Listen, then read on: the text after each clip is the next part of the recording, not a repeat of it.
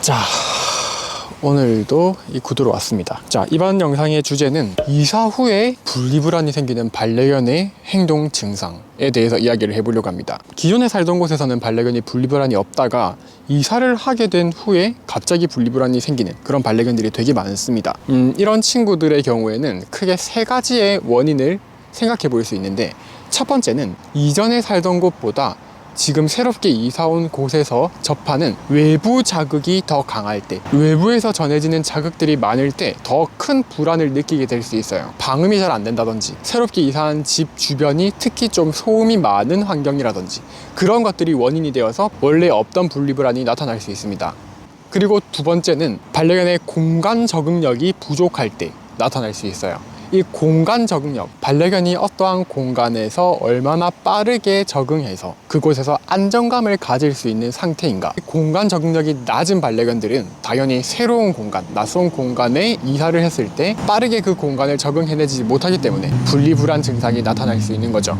그리고 마지막 세 번째 원인은 그냥 자연스러운 과정이라서, 당연히 아직은 완벽하게 적응하지 못한 새로운 집이라는 공간에서 보호자 없이 혼자 남겨졌을 때 불안해할 수밖에 없거든요. 그렇다 보니 우리 반려견들은 이사를 한 직후에 어떤 반려견이든 불안해할 수 있습니다. 없던 분리불안이 나타날 수 있어요. 자, 이렇게 크게 세 가지의 원인을 한번 들여다볼 수 있는데, 사실 이 이사 후에 나타나는 분리불안이 가장 큰 문제가 되는 경우는 이사를 한 초기예요. 보통 그 전에 집에서 분리불안이 없던 반려견들은 이사를 한 집안에서도 결국에는 잘 적응을 하는 편이거든요. 그래서 끝내 그 공간이 이제 여기가 우리 집이구나 라는 걸 잘 적응하고 그걸 학습한 반려견들은 차차 분리불안이 줄어들기 시작합니다. 근데 바로 이 초기 과정을 잘못 보내게 되면 반려견들이 분리불안이 쉽게 사라지지 않고 분리불안이 더 심해지거나 더 오래 지속되는 그런 문제가 나타나기도 해요. 보통 기존에는 분리불안이 없던 반려견들과 함께 살던 보호자님들은 갑작스럽게 새로운 집에서 분리불안을 보이는 반려견들을 어떻게 대해줘야 하고 어떻게 대처해줘야 하는지를 잘 몰라요. 그래서 혹시라도 이사를 온 직후에 바로 민원이 들어오진 않을까 우려가 되기도 하면서 우리 반려견이 너무 혼자 있는 시간을 힘들어하는 게 아닐까라는 우려도 좀 하게 되면서 반려견을 조금 더 지극정성으로, 반려견을 조금 더 어떻게든 조금은 더 편안하게 해주기 위한 마음으로 꽤 긴 시간 동안 보호자가 딱히 외출하지 않고 반려견과 계속 함께 있어주는 그런 생활을 해버림으로써 반려견의 이사 후 분리불안 증상이 더 심화되거나 계속 지속되거나, 심지어는 분리불안이 없을 수 있는 반려견조차 분리불안이 생겨버리는 그런 악영향을 끼치게 될 수 있거든요. 그래서 이사를 한 후에는 반려견이 분리불안이 나타나든 나타나지 않든 몇 가지 관리를 조금 더 신경 써주시면 참 좋은데, 그것들을 하나씩 한번 이야기해 드릴게요. 우선 첫 번째로, 주변 소음이 너무 심한 환경일 경우에는 주변 소음을 좀 막아줄 수 있는 그런 장치들을 좀 사용해야 합니다. 창문을 열어놓고 외출을 하지 않는다든지, 이중문이 있다면 이중문을 반려견이 열지 못하도록 튼튼하게 고정할 수 있는 그런 장치를 좀 사용을 한다든지, 주변 소리를 조금 상쇄시켜 줄 수 있는 그런 음악을 좀 틀어주고 외출을 한다든지, 그런 식의 관리를 좀 해줄 필요가 있습니다.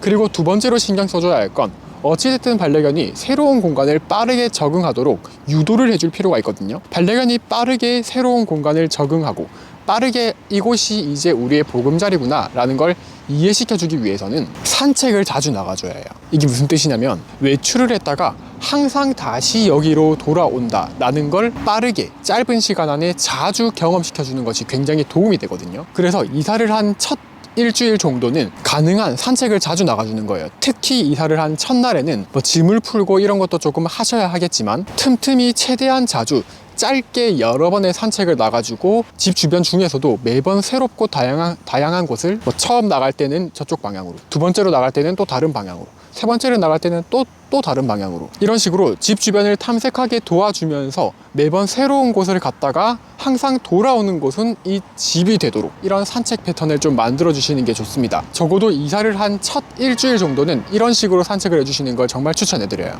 그리고 세 번째는 보호자님이 외출을 하는 거예요. 제가 분리불안 관련 영상에서 항상 이야기를 하지만 반려견은 결국 분리불안을 안정적으로 해결을 하고 집이라는 공간을 충분히 잘 적응해서 편안하게 나와 잘 살기 위해서는 결국 보호자가 없는 상황을 경험해야 해요. 보호자 없이 집에 남겨지는 경험을 결국엔 해야 하는데 이사를 한 직후에 특히 이걸 간과하고 특히 반려견과 함께 많이 붙어 있어 주려고 하시는 보호자님들이 많이 계시거든요. 보호자님이 함께 있는 상황에서는 반려견에 따라서 보호자가 같이 함께 있는 그 집을 적응하는 거지 그 집이라는 공간 자체에 대한 안정감을 가지지 못하고 적응을 하지 못하는 반려견들도 있어요. 처음 이사를 한 직후에 저는 꼭 만약 저라면 캔넬에 두부를 하우스 시켜놓고 문 닫고 뭐 물론 밥도 주고 산책도 시켜준 다음에 그냥 한켠에 안전한 곳에 캔넬을 두고 저는 외출을 할 거예요. 짧은 외출을 했다가 돌아와서 열어주고 다시 놀아주고 산책 나갔다가 또 들어와서 또 캔넬에 하우스 시켜놓고 저는 또 나갔다 오고 이런 식으로 반려견이 집에 혼자 남겨지는 경험을 하게 해줄 건데 제가 여기서 굳이 왜 캔넬을 사용하는 거냐면 캔넬은 반려견이 불안에 의해서 나타나는 행동을 마음껏 표출하지 못하게 조금 막아주는 역할을 해줄 수 있어요. 그러다 보니 불안이 더 커지지 않게 막아줄 수 있고 반려견이 보이는 분리불안 증상을 조금 더 빨리 완화하도록 도와줄 수 있어요. 그래서 저는 처음에는 캔넬을 이용해서 반려견이 집에 혼자 남아있는 경험을 하게 해줄 거고 특별히 불안해하는 모습 없이 이제 좀 잘 있네 그러면 저는 그때 캔넬 문을 열어두고 반려견을 그냥 집 안에 두고 외출을 할 거예요. 그리고 네 번째, 이 네 번째는 약간 의식주라고 해야 하나? 좀 그렇게 표현을 하면 될 것 같아요. 보호자님께서 편안하게 쉬는 모습을 반려견에게 보여줄 거고 반려견이 무언가 맛있는 걸 먹는 경험을 최대한 많이 만들어 줄 거예요. 자주. 그리고 또 제가 만약 새로운 집으로 이사를 하고 반려견이 그걸 조금 불안해한다 그러면 저는 제 냄새가 묻어있는 저희 가족의 냄새가 묻어있는 옷이나 어떤 물건들을 집안 곳곳에 일부러 조금 뜬금없을 수도 있는 그런 위치에 배치를 해둘 거예요. 반려견이 어디를 가든 이 집안에서는 우리 보호자들, 우리 가족들의 냄새가 나고 그로 인해 여기가 이제 우리 가족들의, 우리 무리의 보금자리인 거구나 라는 걸 조금 더 확실하게 인지할 수 있도록 도와줄 거예요. 만약 새로운 집에 이사를 간다면 디퓨저를 쓴다든지 세제를 바꾼다든지 갑자기 안 쓰던 향이 나는 걸 쓴다든지 저는 그러지 않기를 추천하고 집이라는 것 외에는 모든 것이 그대로 가구도 그렇고 옷도 그렇고 냄새도 그렇고 이런 요소들이 그대로 새로운 집으로 옮겨진 것처럼 그 상태에서 한동안 생활하시는 걸 추천해 드립니다.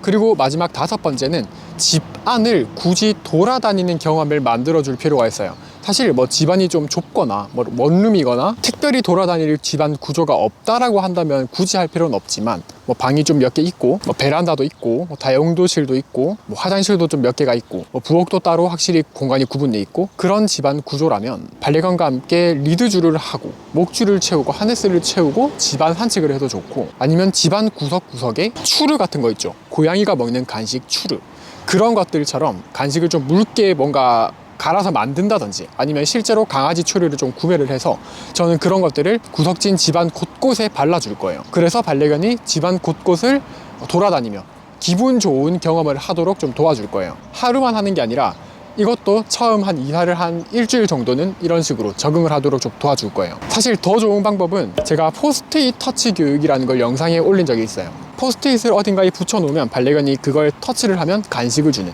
그런 교육이거든요. 만약 이걸 응용하실 수 있다면 포스트잇을 집안 곳곳에 붙여가며 터치를 하면 간식을 주고 또 옮겨서 또 딴 데 붙였는데 또 거기서 터치를 하면 또 간식을 주고 이런 식으로 집안을 누비며 좋은 경험을 만들어 주는 것이 새로운 집을 적응하고 분리불안을 빠르게 해결하는 데 큰 도움이 되실 겁니다. 자, 이렇게 5가지 정도가 떠오르고 이사 후에 분리불안으로 어려움을 겪고 있다면 아까 처음 말씀드린 반려견이 외부 소음에 의해서 특히 조금 더 불안해진 건 아닐까 또는 우리 반려견이 특히 좀 공간 적응력이 낮은 편인 건 아닐까 또는 굳이 특별한 이유가 없더라도 자연스럽게 적응을 하는 과정에서 당연히 반려견이 낯선 공간에 보호자 없이 혼자 집에 있는 건 힘든 일일 테니까 그런 걸로 인해서 좀 힘들어하는 게 아닐까 이런 원인을 조금 유추해보며 반려견을 이해해 주시고 그리고 뒤에 설명을 드렸던 이 5가지 관리법으로 이사 후에 분리불안을 좀 해결해 보시기를 바라겠습니다. 자, 그러면 이번 영상은 여기까지입니다.